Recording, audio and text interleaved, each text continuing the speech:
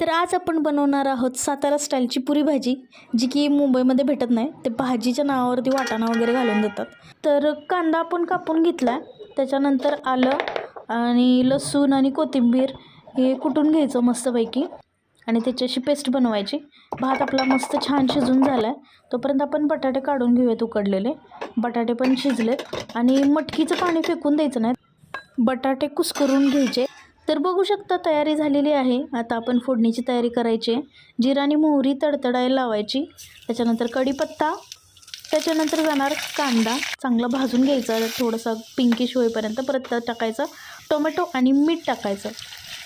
त्याच्यानंतर टाकायचं धनिया पावडर आणि हा गरम मसाला मी तयार केलेला आहे तो टाकायचा, प्लस अंबारी लाल तिखट आणि आपण जो मसाला कुठला आहे तो मसाला असं मस्तपैकी एक जीव होईपर्यंत त्याला असं परतून घ्यायचं. मग त्यात कुस्करलेला बटाटा टाकायचा आणि त्यामध्ये ते मटकीचं पाणी ते पण टाकायचं. बघा अशी कशी एक नंबर छान अशी उकळी आली आहे त्याला. मग आता त्याला हरे धनियानं गार्निश करू. तोपर्यंत आपण पुऱ्या लाटायला घेऊयात. बघूयात आता फुगते का रुसून बसली आहे.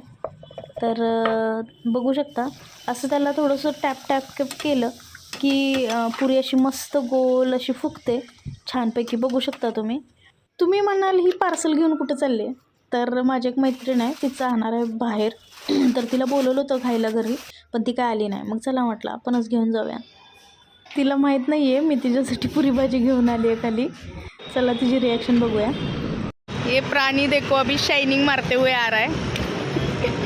प्राणी नहीं है मैं. दर आहे तुला पार्सल. Thank you.